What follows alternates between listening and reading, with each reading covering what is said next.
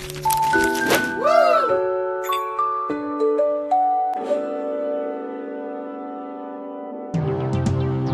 jumpa pemirsa Aktual, kembali lagi bergabung di channel Aktual Forum dalam program Suara Aktual. Apa kabar semuanya? Semoga sehat selalu dan tetap semangat. Kali ini kita akan membahas seperti biasa isu-isu yang sedang hangat dan juga menjadi perhatian publik. Salah satunya adalah pembahasan soal Munaslup di Partai Golkar. Nah, isu Munaslup di Partai Golkar ini terus bergulir dan makin kencang setelah Presiden Prabowo Subianto mengeluarkan kebijakan yang cukup mengejutkan, yaitu amnesti untuk Sekjen PDIP Hasto Kristianto dan juga abolisi untuk mantan Menteri Perdagangan Tom Lembong. Mengapa Ketua Umum Partai Golkar Bahlil saat ini harus diturunkan lewat Munaslup, dan apa kaitannya antara kebijakan amnesti abolisi Pak Prabowo? Kalau kita lihat ada 3 faktor mengapa Bahlil harus dimunaslupkan atau diturunkan dari kursi Partai Golkar. Yang pertama, langkah mengeluarkan amnesti dan abolisi oleh Pak Prabowo ini dinilai oleh kekuatan Partai Golkar sebagai sinyal kuat bahwa ada keretakan hubungan ataupun koalisi antara Prabowo dan Pak Jokowi. Selain itu, amnesti dan abolisi serta beberapa drama politik sebelumnya menunjukkan bahwa pengaruh politik Jokowi di pemerintahan Pak Prabowo semakin melemah. Maka jika kongsi ini melemah, sangat tidak relevan lagi jika Bahlil yang selama ini dinilai sebagai loyalisnya Jokowi terus bertahan sebagai Ketua Umum Partai Golkar. Akan tidak strategis jika pecah kongsi antara Prabowo dan Jokowi ini tetapi masih mempertahankan Golkar, mempertahankan Bahlil. Sehingga kalau tetap dipertahankan, ini akan merugikan Partai Golkar. Oleh karena itu, maka Golkar mendukung upaya pembersihan terhadap Partai Golkar ini. Nah, selama ini Partai Golkar juga dikenal sebagai partai yang tidak pernah melakukan oposisi atau setidaknya di luar pemerintahan. Golkar sebagai partai dengan ideologi kekaryaan biasanya selalu ingin menjadi bagian dari kekuasaan. Oleh karena itu, Golkar harus mengubah strategi bagaimana agar anasir Jokowi atau kekuatan Jokowi di Golkar ini dibersihkan. Sehingga dengan demikian Partai Golkar akan lebih mudah bermanuver atau membangun aliansi baru dengan Prabowo untuk membangun pemerintahan. Inilah urgensi pertama mengapa Golkar harus melakukan Munaslup. Dengan demikian, jika Golkar sudah dibersihkan, maka mereka akan bermanuver seperti tadi, termasuk menambah kursi menteri di kabinet, bahkan bisa jadi mengincar kursi wapres dengan figur yang baru. Golkar sebagai pemilik kursi terbesar ketiga di DPR tampaknya sangat strategis bagi Prabowo, menjadi kekuatan yang bisa menjadi penyeimbang dan juga menghasilkan stabilitas politik di DPR bagi pemerintahan Prabowo. Selain itu, kader-kader Golkar selama ini juga sangat berlimpah, memiliki stok yang banyak untuk menjadi atau menempati posisi menteri ataupun lembaga-lembaga tinggi dibanding dengan partai yang lain. Nah, alasan ketiga kenapa Munaslup harus terjadi di Golkar, karena lebih dilihat dari dinamika di internal Partai Golkar itu sendiri. Aspirasi para kader bawah di daerah-daerah ternyata menilai dan selalu melihat data suara Partai Golkar di daerah ini justru turun di era kepemimpinan Bahlil, sehingga aspirasi ini terus digulirkan dan mendorong agar adanya pergantian kepemimpinan di Golkar. Nah, soal aspirasi bawah ini juga diungkapkan oleh politisi senior Partai Golkar di Jawa Timur, yaitu Ridwan Hisam. Menurutnya, para kader selalu menghitung perolehan suara partai, dan ternyata muncul kekecewaan di daerah suara Partai Beringin ini turun. Ridwan juga meminta para pemimpin Golkar tidak menutup-nutupi keinginan adanya munaslup ini.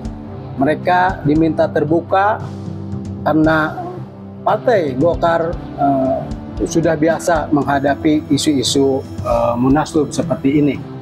Dan bagi Ridwan Hisam, yang penting munaslup itu didasarkan pada 4 hal ya. Pertama, jika pengurus atau ketua umum itu melanggar ADART partai. Yang kedua, melakukan pidana. Yang ketiga, ketua umum berhalangan hadir tetap, misalnya sakit ataupun meninggal. Dan yang terakhir, apabila sang ketua umum ini mengundurkan diri. Lalu pertanyaan yang menarik lainnya adalah, siapa kelompok yang selama ini mendesak munaslup? Kelompok yang pertama adalah seperti yang disinyalir oleh Ridwan Hisam, adalah kelompok arus bawah, para kader partai yang berada di daerah, dan mereka menilai kepemimpinan Bahlil saat ini tidak efektif karena suara partai yang menurun. Lalu kelompok yang kedua disinyalir adalah kelompok loyalisnya Airlangga Hartarto, sang ketua umum yang secara tiba-tiba mengundurkan diri. Para royalis ini dianggap merasa sakit hati karena Airlangga Hartarto tiba-tiba mundur dengan alasan yang tidak begitu jelas. Penilaian ini diungkapkan oleh Direktur Eksekutif Indonesia Political Opinion, Deddy Kurniansah. Dia menilai bahwa kelompok loyalis Airlangga Hartarto ini merasa ingin agar digelar munaslup untuk mengganti kepemimpinan Bahlil. Kemudian Deddy juga menilai bahwa pengurus atau elit-elit Golkar saat ini tidak organik. Artinya para pengurus di pimpinan Golkar ini tidak memiliki akar ke bawah, tidak memiliki basis pengurus, basis kader yang kuat di partai berlambang beringin ini. Dan para loyalis Airlangga selama ini juga merasa sulit bermanuver secara frontal di masa kepemimpinan atau Presiden Pak Jokowi. Kemudian siapa kelompok yang ketiga yang mendorong adanya munaslup? Yang ketiga adalah ditenggarai oleh dorongan munaslup ini oleh Nusron Wahid, tokoh NU dan yang juga menjadi Menteri ATR BPN di Kabinet Pak Prabowo. Nusron dikait-kaitkan sebagai pendorong munaslup, dan publik menilai bahwa Nusron memang belakangan ini sangat dekat dengan Prabowo karena dia adalah mantan sekretaris pemenangan dalam tim kampanye Prabowo Gibran pada Pilpres 2024. Dan inilah muncul spekulasi bahwa Nusron pernah membahas soal munaslup Golkar dengan lingkungan istana. Namun Nusron baru-baru ini langsung membantah tudingan itu, dan ia menegaskan tidak pernah membahas munaslup Golkar dengan siapapun, kelompok manapun, termasuk dengan lingkungan istana. Lalu pertanyaan berikutnya, benarkah loyalis Airlangga Hartarto yang mendorong munaslup?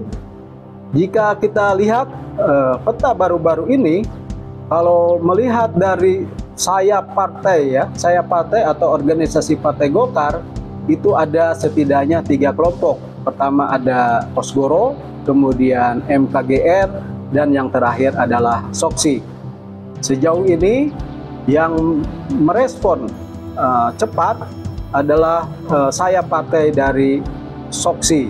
Soksi melalui ketua umumnya atau melalui pengurusnya membantah dan menolak keras isu usulan Munaslup di Partai Golkar. Sementara dua ormas lainnya, Kosgoro dan MKGR, sejauh ini belum menyatakan sikap resmi atas isu Munaslup Golkar ini. Dan Ketua MKGR Adi Skarding baru menyatakan menolak Munaslup pada bulan Mei yang lalu. Sementara mereka belum merespon atas isu Munaslup Golkar yang bergulir saat ini. Nah, dari indikasi-indikasi tersebut, apakah ketiga sayap Partai Golkar ini tetap solid di belakang Bahlil, ataukah akan ada kejutan-kejutan yang lainnya? Lalu bagaimana dengan manuver Bahlil untuk meredam Munaslup ini?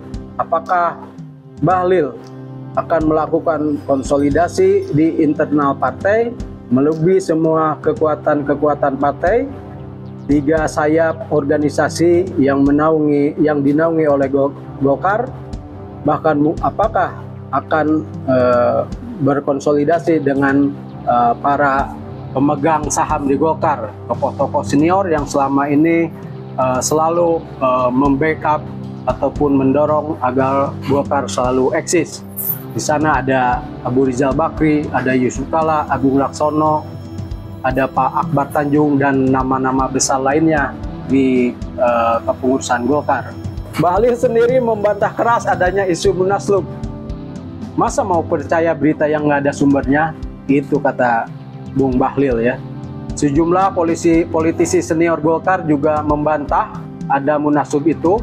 Nurdin Halid dan Idrus Marham, bahkan Nurdin Halid menyebutkan bahwa isu Munaslup Golkar adalah hoax. Nah, bagaimana manuver Bahlil yang selama ini dikenal sebagai politisi dan juga menteri yang sangat lincah? Apakah Bahlil mampu meredam isu Munaslup ini, ataukah kali ini Bahlil akan menyerah? Padahal kita tahu bahwa Bahlil adalah negosiator yang ulung ya.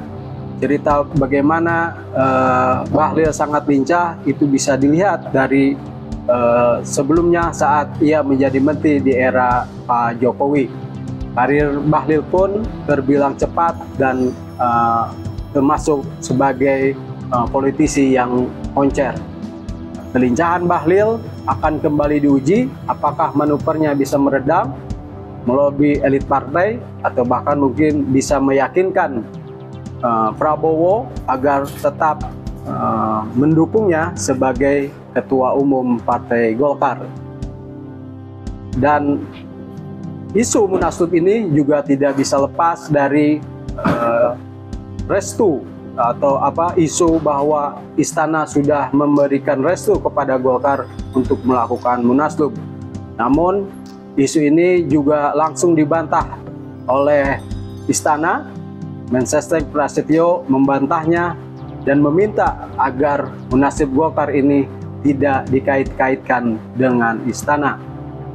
Nah, apakah Munaslup Golkar ini akan terus bergulir dan akan menjadi isu yang terus menjadi perhatian publik dan akan menjadi dinamika tersendiri di Partai Golkar?